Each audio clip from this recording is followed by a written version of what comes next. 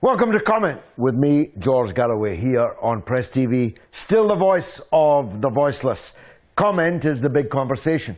It can even be the great debate, but it can be neither without you. That's why, above all, I need your telephone calls. Here's the number to ring: 44208-601-4555. You call us, we'll call you back, establish a clear line, and remember, if you get on the TV with me, the volume on your TV has to be down at 0. Or you can SMS me at 447800008066, or you can email me at comment@presstv.co.uk. You can even send me a tweet at comment_presstv. There is only one subject that we could possibly discuss this evening, and it's the question of whether anyone can make Israel stop killing.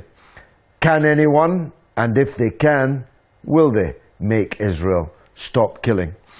I'm not going to talk for long, not least because I said most of what I had to say last week. But I just recall a prediction that I made last week, which was that we had reached a turning point. And clearly we have. I told you last week that nobody loves Israel anymore. Some still move for Israel, but not out of love, but out of interests. And I said to you that interests can and do change. And that has been vividly demonstrated by the events of the last 7 days. Even Ban Ki-moon, a man apparently struck dumb, a man apparently oblivious to most of that which is going on in the world, said this of the attack on the Jabalia girls' school, a school I know, a camp I know very well indeed. Once upon a time, I had a house that I called Jabalia. To call it a camp is an understatement. There's 110,000 people live in the Jabalia refugee camp, and in the heart of it is the girls' school. And in it were hundreds, many hundreds, of refugees, almost all of them women and children, asleep in the school. A school which the United Nations had 17 times warned Israel was chock full of civilian refugees, and for them to be very careful firing ordnance around it. 17 times.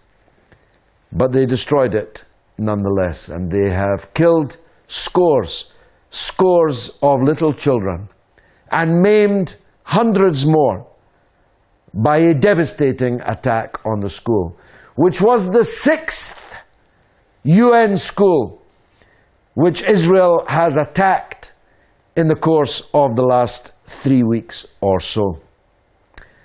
Through all of it, Ban Ki-moon was struck dumb, but here's what he said on this recent attack on the Jabalia girls' school.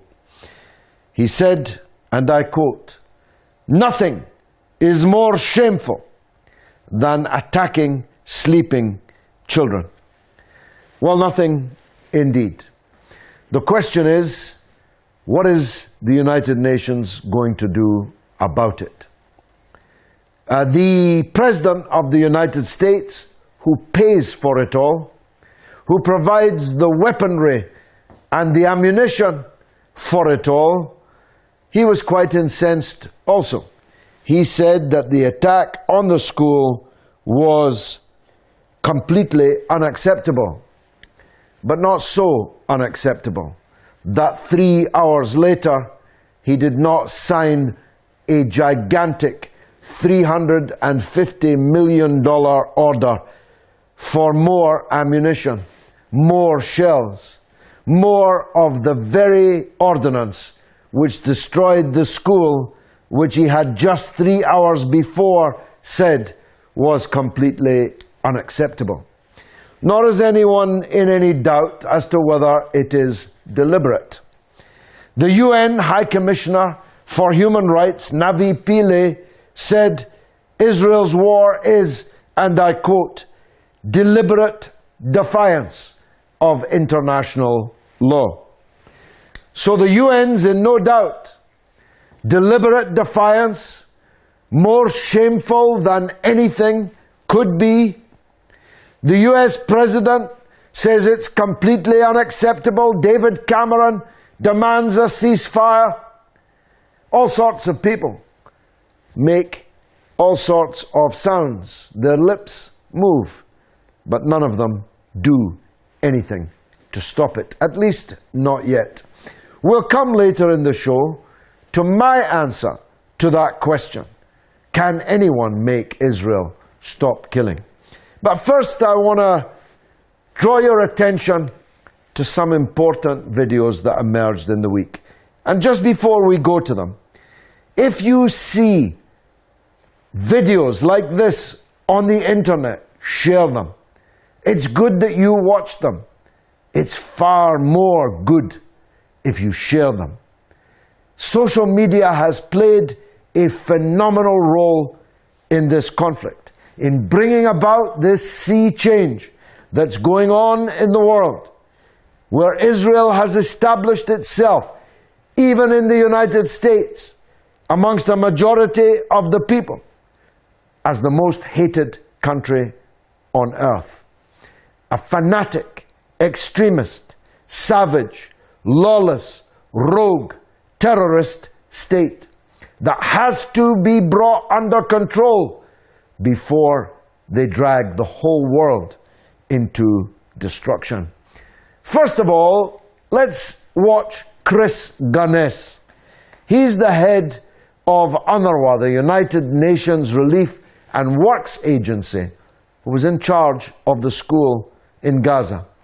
Then we'll watch what happened to an American Jew in Israel when he tried to raise his voice against the crimes being committed using his government's money, his government's weapons, and by the state that calls itself, though we do not accept the nomenclature, the Jewish state. And then let's hear what passes for impartial TV. It's so impartial you can watch it on the Sky platform. It lives up to the standards of impartiality the Ofcom considers suitable for the British public. It's an idiot called Sean Hannity, who just happens to be one of the most watched broadcasters in America. God save us. Let's watch the three of these in a one-er. The rights of Palestinians, even their children, are wholesale denied, and it's appalling.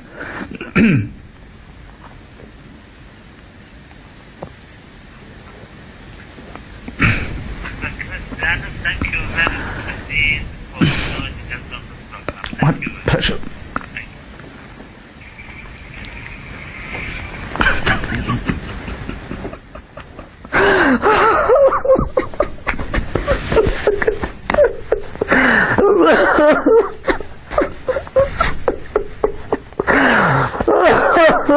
It's okay. Israel is occupying the Palestinian people in my name, in the name of world Jewry, and I myself, an American Jew, am here to say that that is completely unjustified and ethically reprehensible. And we will, world Jewry and all people of the world will not stop until this occupation ends and until the Palestinian people have their right of return, their right to live without occupation, and equal rights within Israel. That is why we are here. This is my passport. I will not give you my passport. I'm not giving you my passport. I have a right to be here. I have a right to be here. Don't push me. Do I need to call my... I'm going to call my consulate right now. Get off me. Do I need to call my consulate right now?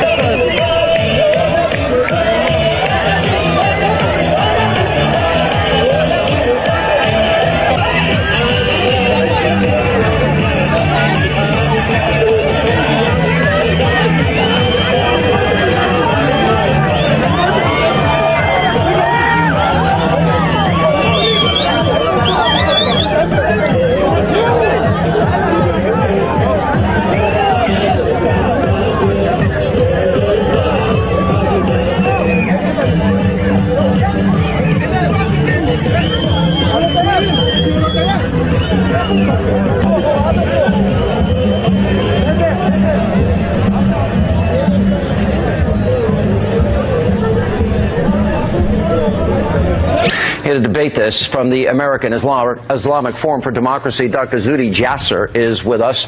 And also joining us, the executive director of the Jerusalem Fund and Palestinian Center in Washington, Youssef, Munayyer is with us. Welcome all of you. Thanks for being here. Youssef, let me ask you this.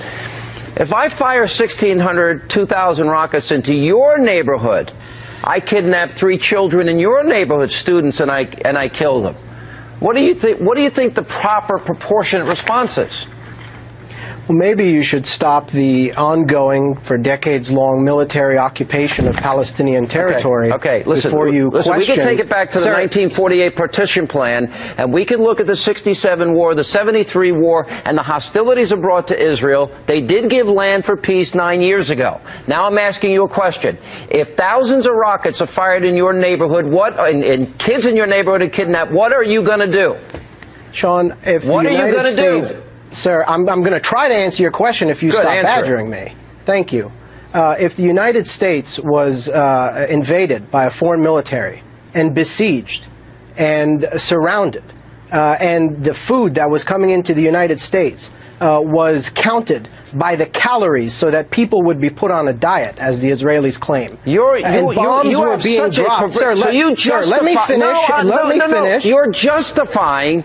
Let me finish, and then you are making a rationalization for rockets and kidnapping and murder, and you expect you want to blame the victims in this case. I want to ask Youssef a question.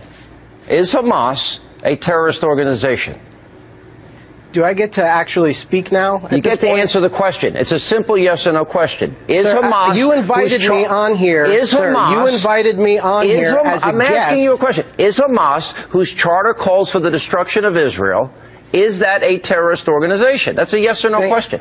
Thank you for your question, and now I will provide an answer. Finally. It's very telling to me, that, and it should be telling to your viewers as well, by the way, that the moment you have a Palestinian voice on your program, who begins to explain the legitimate grievances of Palestinians on the ground. Is Hamas a terrorist organization? Answer. Sir, let me question. Finish. Am I a guest on your program, or you're a guest, but you don't get to filibuster. Answer. Is Hamas a terrorist organization?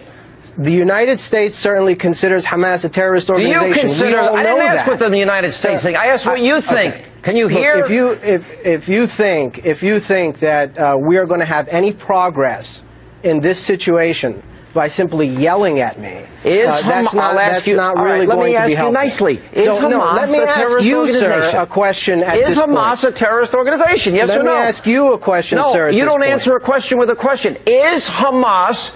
What part of this can't you get through your thick head? Is Hamas a terrorist organization? Excuse me? Yes or no? Well, that took my breath away. I don't know about you. That's what passes for freedom of speech in America and in Israel. And if that's what the Israeli security forces do to an American Jew holding up his American passport, what do you think they do to Palestinian Muslims? And Hannity thought that he was a tough guy, badgering the Palestinian voice that he had on there. And I thought that the Palestinian representative did very well indeed. But let me challenge you, Hannity. Why don't you have me on your television program? Are you big enough for that? Are you man enough for that? I'm waiting to hear from you. The last time I challenged you on the radio, you ran away. You hung up the phone. You're a big coward, Hannity. A big, bullying, ignoramus coward. Let's talk to Franklin in Paris. Can anyone make Israel stop killing? Franklin? It's unfortunate, George. Franklin, you're on the air, so turn your TV down. It's unfortunate, George. There is nobody in the world now that can talk to Israel besides Obama.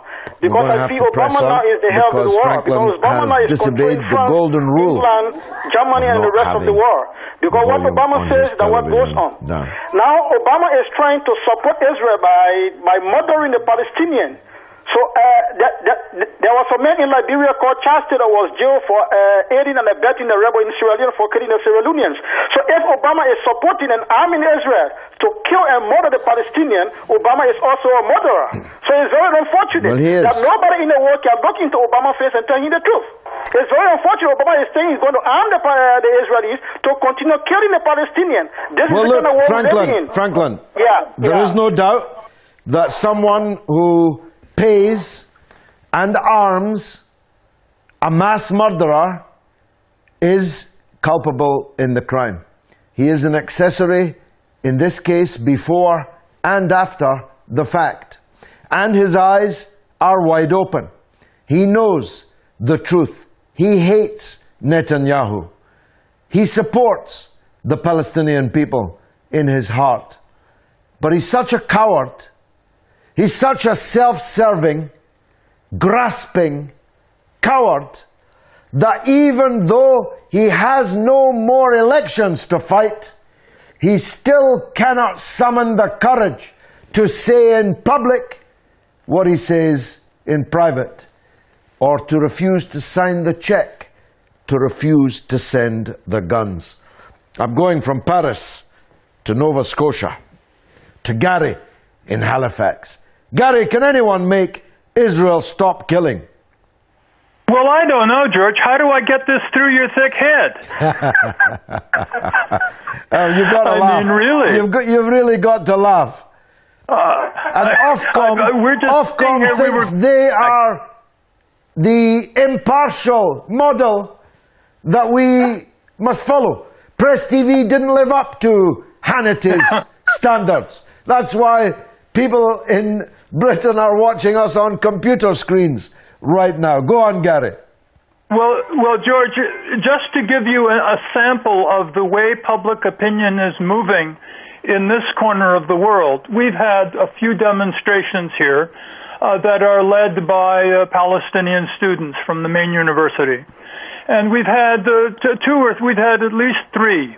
The interesting thing was the first two were held as pickets downtown on a busy street corner. But by the time a third picket came up on Tuesday, it was a march to the U.S. consulate. And that's the way things are going. There are certain things that can no longer be hidden. Well, that's true, but you have a government that is more Netanyahu than Netanyahu. Indeed. Is anybody in the political class standing up against this, Gary? No, they're terrified, and they're terrified for the one and the same reason. They're terrified of the connections with the United States, as well as the benefits that certain parts of the Canadian economy hope to get from the arms deals with Israel. Wow.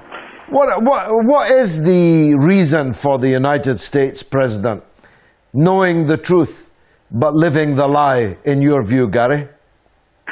Well, some people would put a lot down on this notion of the Israeli lobby, and indeed there is a lobby, and like any lobby, it seeks power for itself by financing political careers. Sure, but what does he have to worry about, Gary? He's got no more elections.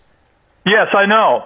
Even though there are members of his party who do face the electorate, but the issue is that the U.S. has stood for the kind of state that the Zionist entity became from the get-go. At no time did the U.S. ever bring pressure on this state to do justice to the Palestinians, to do reparations to the refugees that they had uprooted.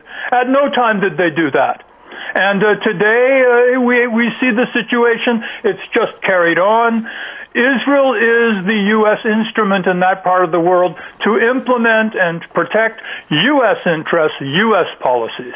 Although I would argue it's doing the opposite. I mean, the end result of all of this has to be more radicalization, more fanaticization, greater levels of hatred for the United States, and one day it's all going to come to a sticky end. Well, like I said at the start of this conversation, George, how do I get this through your thick head? Gary, you're a star. Great call. Let's go to England. Talk to Nelson in Manchester. Go ahead, Nelson. Good evening, George. Good evening, sir. Go on. Well, first of all, I want to thank you for being who you are, a freedom fighter, and for inspiring us to continue to believe in a free Palestine. Thank you, brother. Secondly, I want to congratulate you on your observation on the power of social media. Yeah. I agreed 100%. George, to the question whether we can defeat Israel, we can and we will. But we have to adopt a new strategy that is suitable for the times in which we live in. I believe that we must continue with the street protests and to pile pressure and to boycott the products of Israel. But I also believe, George, correct me if I'm wrong, that we should invest more on a global digital strategy to reach the young people in the countries in which the governments oppose Palestine. Because we can't reach Saudi Arabia, we can't reach the guys in Dubai, but we can reach the people of Dubai using Twitter and social media. So, George, I believe that you can lead us to a more 21st century orientated intellectual war that emphasizes the need of social media. And we can and we will win Israel by engaging on an intellectual war that inspires this generation and the next generation to continue and defend these ideas. Because television is no longer reliable, the BBC is no longer reliable. I'm not paying my license fee, and then I'm using Twitter to collect information. So if we can use Twitter, George, I believe we can win. Wonderful call, Nelson in Manchester.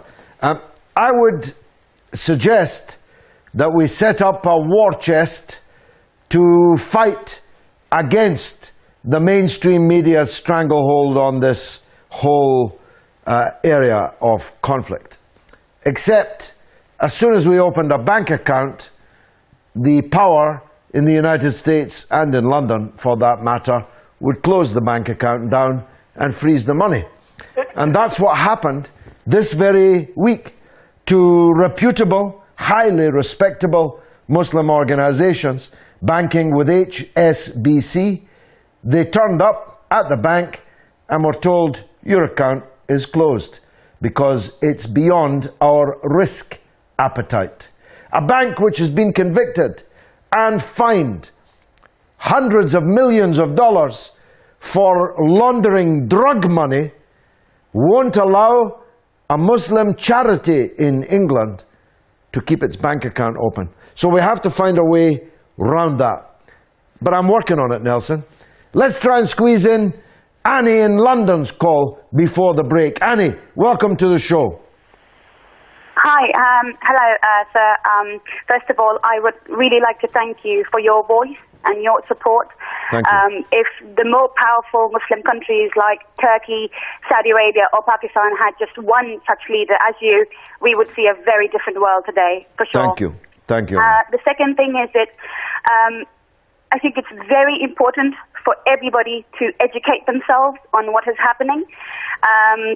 I have been to protests, I have been busy with petitions, BDS, and now I want to ask you, sir, it looks like as if nothing is getting in the way of Israel. I have encountered Hezbollah propaganda, and I have seen the kind of lies they come up with, and how much research you need to do, and how you need to have everything fact-based so that you can respond. And well, look, you can Annie, let me interrupt you. I want you to stay on the line, and we'll continue this after a 3-minute break, because you raise vital questions to which I happen to have answers. I have to take a very short break for a news bulletin. Just 3 minutes. God willing, I'll be here when you get back.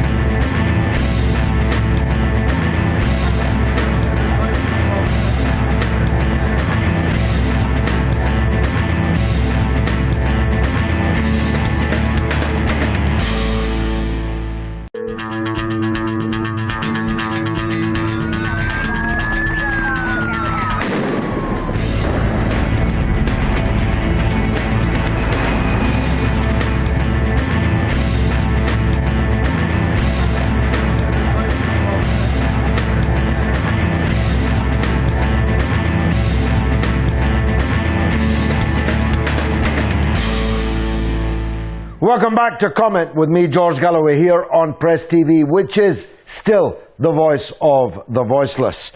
If you're enjoying this show, if you're finding it useful, you need to bring someone else along with you to watch it next week. Everybody watching here, try and get one more person to watch this program. And many are calling in now. More than 75% of callers in the last few weeks have been entirely new callers, and that's a really big breakthrough. We are global, and we're breaking out.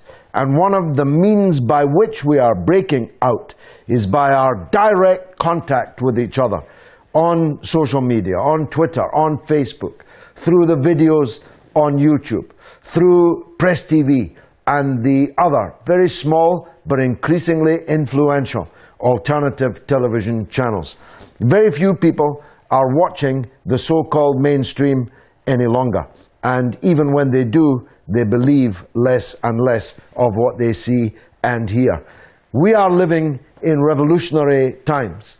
Everything is turning upside down. The first one now will later be last, and the slow one now will later be fast. Of that, I am absolutely certain. Now, Annie is on the line. She's in London. She was making a series of very important points when I had to break. And unusually, I've asked her to stay on the line, for which I'm grateful. Annie, are you still there? Yes, I am. Just recap for the viewers on the points you were making, and continue. Yes.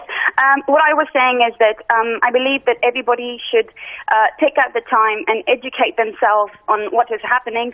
There's a lot of lies, a lot of hoax videos, false reports, false witnesses online, and you need to do detailed research online to be able to counter all kinds of Hasbara propaganda. Apart from that, I have participated in BTS, in petitions, in boycotts, in protests. I have written to my MP, for which I have received a rather pointless response. I just want to know, sir, that with reading about the Goldstone report and seeing that nothing has happened in the past, and UN has behaved like, an exclusive specimen of buffoonery, if there's anything we can really do to finally stop Israel from this genocide. Well, look, it's a wonderful call, and you sound like exactly the kind of young and active and very clever, well-read, well-educated person that we need in this struggle. And people like you are arriving on the streets in profusion. I see them on every protest, at every public meeting. Let me deal, if I can, with some of the important points that you have made. First of all, because something hasn't worked up to now, doesn't mean that it isn't going to work eventually. Because this is a quantitative build-up of force, which is changing the balance of force. And to mix my metaphor to a nuclear one, we are assembling a critical mass. And you don't know when that critical mass is going to arrive. until it arrives. When it arrives, it produces in nuclear physics a chain reaction, and that chain reaction leads to a very profound change indeed. And that's exactly what's underway now. Imagine it this way. You're watching a kettle boiling. You can't actually tell how close the kettle is to boiling until you begin to hear the noise just in advance of the qualitative change from water to steam. Now, that's the period that we're in now. When I started this struggle in 1975, the water was stone cold, and it didn't look as if the water was ever going to boil. But now we can hear it roaring in the kettle, and even the first wisps of steam coming out of the spout of the kettle. Look on it that way. Just because it didn't work yet doesn't mean it's not going to work. The second point you make is an absolutely vital one. I'm glad you made it. When I had a radio show for 7 or 8 years, every Friday and Saturday night, which was a mass cult following show called the mother of all talk shows, and whenever a Zionist used to come on the line to argue with me, I always made this point to them, and they knew I wasn't bluffing. I used to say, before you go any further, there is nothing that you know about this subject that I don't know. There is nothing that you can say that's wrong that I won't be able to point out it's wrong. There is no fact, no date, no event, no argument that I have not schooled myself so thoroughly in that there is no one in the world able to argue facts with me on Palestine. And that's the goal everyone should follow. And it's easy now. You don't have to do it in books alone. You can do it by searching videos, speeches, internet, everywhere. You can find facts and details. So school yourselves, train yourselves, so that you can never be beaten in an argument on fact. There is never a lie that you cannot contradict. Thirdly, what you're doing, petitions, demonstrations, boycotts, is absolutely the correct thing. And it's working. Believe me, it's working. Israel and the companies that support it are beginning to hurt. I add just one tactic to the tactics you mentioned. At the same time as boycotting Israel, we have to reach out to Palestinian towns and cities and communities and organizations, civil society, and link up with them and help them. I announced last Saturday that I'm calling for the twinning of my own city of Bradford with Gaza. And I've posed that now to the councillors. They have a choice to make. I believe they should make a choice to twin with Palestine. And I've done it before. In 1980, so nearly 35 years ago, I successfully twinned my home city of Dundee with the Palestinian city of Nablus. And the Palestinian flag has been flying in the Dundee town hall for 34 years, and it's flying still. I was then an MP in Glasgow, and I helped my then colleague, Alex Mawson, the Lord Mayor, Lord Provost of Glasgow, in his successful campaign to twin Glasgow with Bethlehem. Ditto, the Palestinian flag is still flying in the town hall in Glasgow. So it's possible to do it. Everyone should try. If you can't get your town, your city, your borough to twin, then go lower down. Churches with churches, mosques with mosques, trade unions with trade unions, and so on. Because every little helps. I'll come back later, Annie, to the one thing that could solve this right now without waiting any further for the kettle to boil. But I want first to hear from Sharif in Scotland. Sharif, go ahead.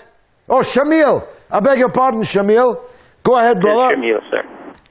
Thank you, sir. Before I go on, I wish to give you blessings for Gayatri and your newborn son. Yes, what did you say about Gayatri? I wish blessings upon Gayatri and your newborn son. I don't really know what you're saying, but anyway, leave my wife out of it. Go on. Okay, sir.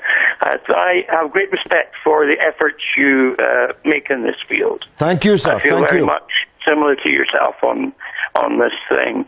I wonder if we could take a moment to give context. My father took me to a place called Bergen-Belsen as a child. Oh, yes. And that has given me a reading of how much the Jewish people have suffered. Yes. And I find it very painful to acknowledge the fact that people with such a rich culture have, in half a century, turned from the victims into the victimizers. Yes. This is a great sadness. Indeed. It's a very powerful point, Shamil, and it's one that for many, many years, including on this show, I've been reluctant to go down this path, because what's happening in Palestine is not the Holocaust. The Holocaust was millions of people, was systemized, industrialized, they built factories to massacre people.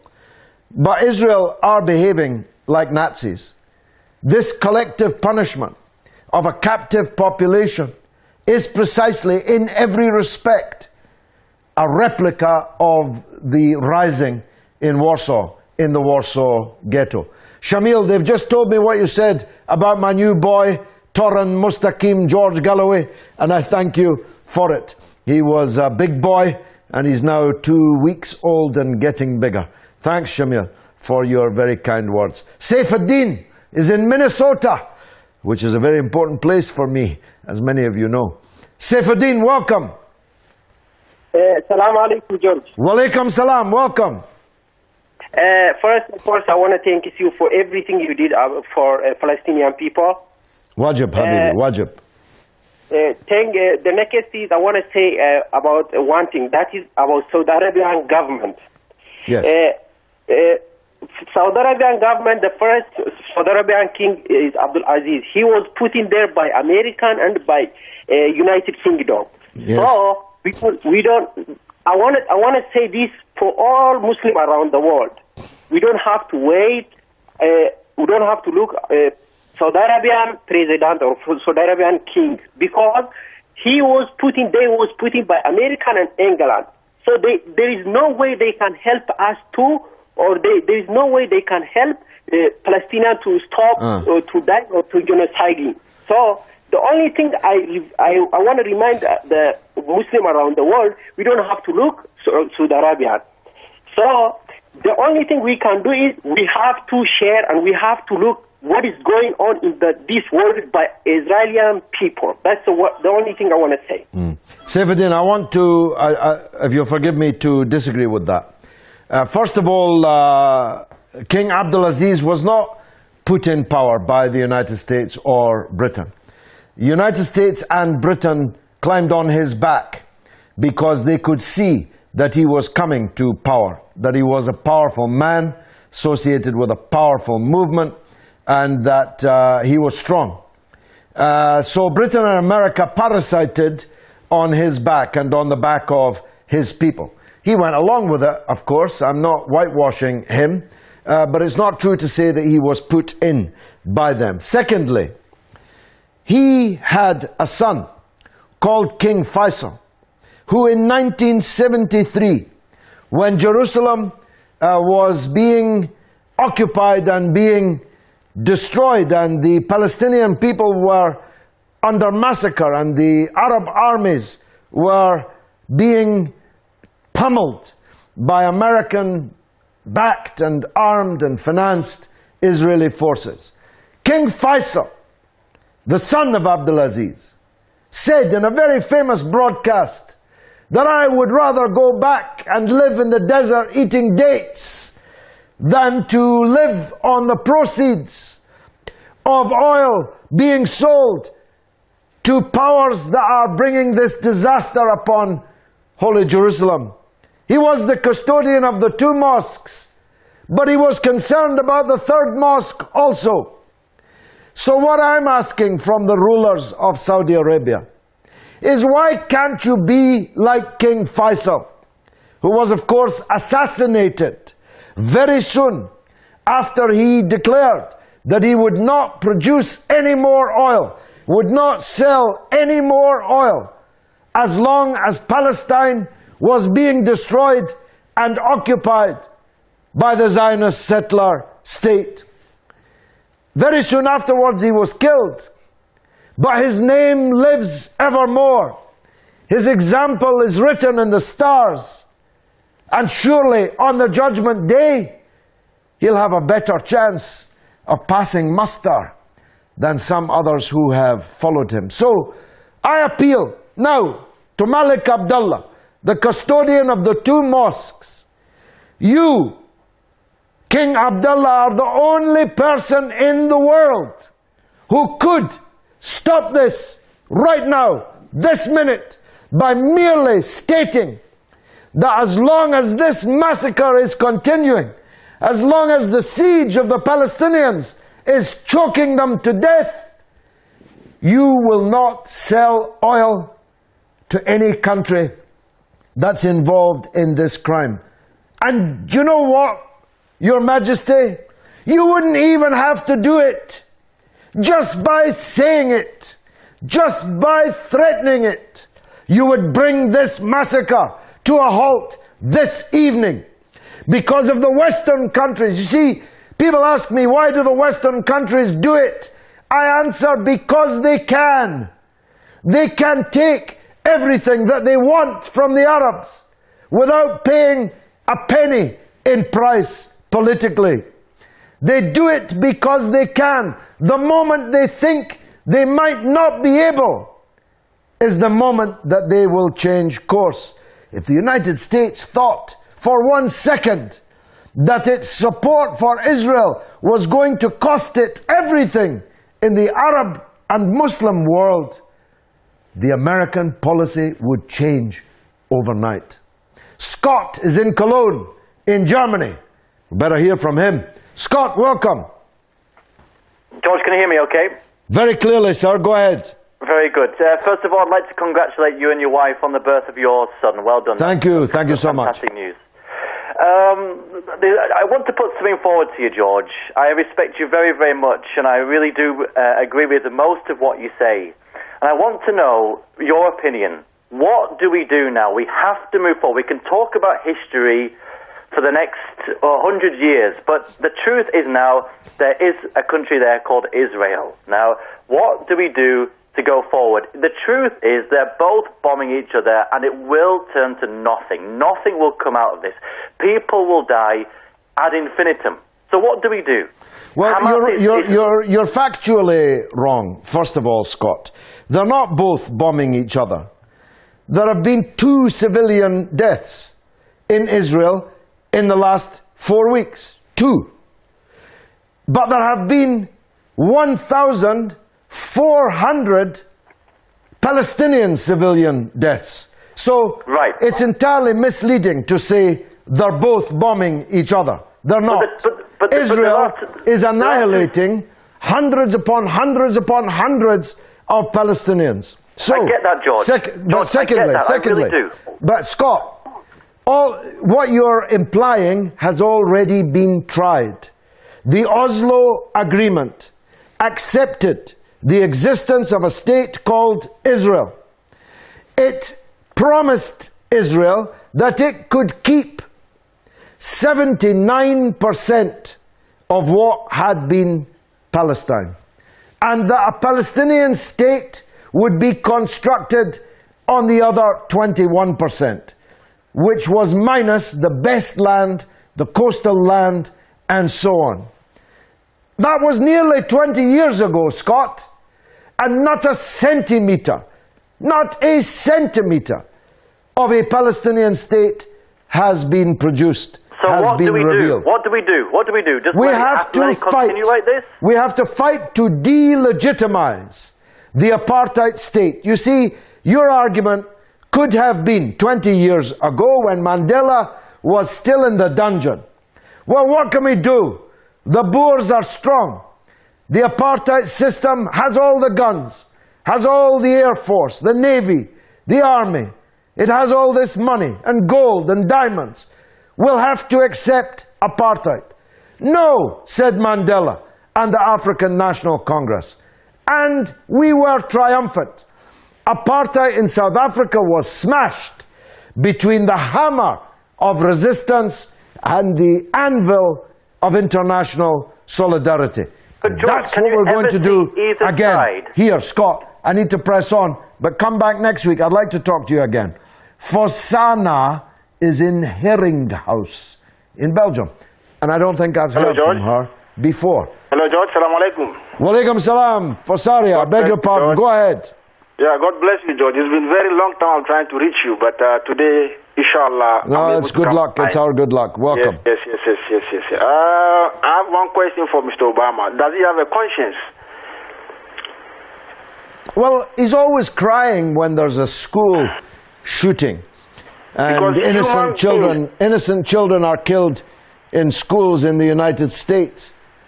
He goes along to the community meetings and he cries.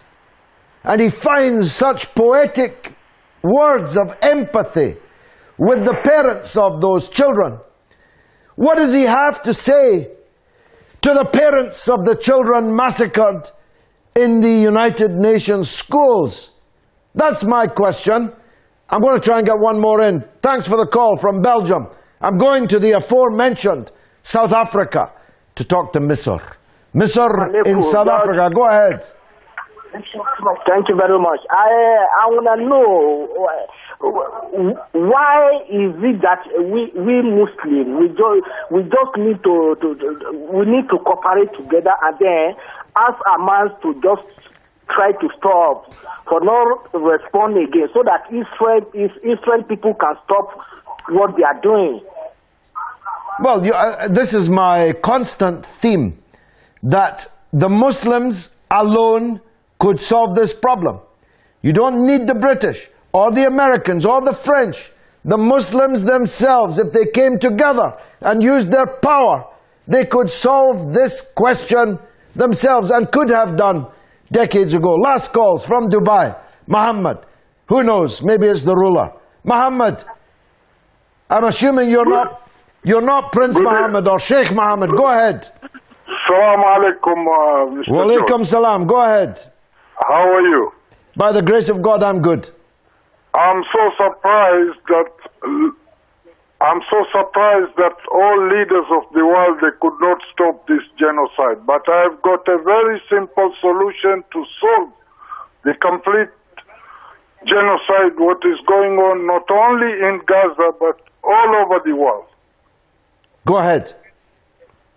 And that is, if United Nations is taken to International Criminal Court, the problem of genocide all over the world will be solved. No, well, this is a common misperception, Mohammed, and I really need to deal with it. First of all, you can only be taken to the International Criminal Court if your country is a signatory to the International Criminal Court. The United Nations is not a country and is not a signatory to the ICC. The United States is not a signatory to the ICC, and therefore the United States could never be taken to the ICC. Israel is not a signatory to the ICC, and so Israel cannot be taken to the ICC. We should stop having illusions in courts and international organizations that somehow they're going to solve the problem of these murdered boys that were playing football on the beach. Mohammed, it's not going to be solved in The Hague, brother. It's going to be solved in Dubai, and in Abu Dhabi, and in Riyadh, and in Amman, and in Damascus, and in Baghdad, and in Kuwait. That's where it has to be solved, and it could be solved. So please stop dreaming of non-existent courts. Apart from anything else, Mohammed, only black people get taken to the ICC.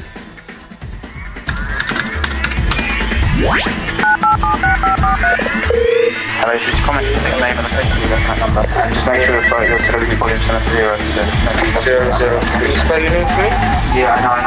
You redirect me to the phone number and then we'll call you back.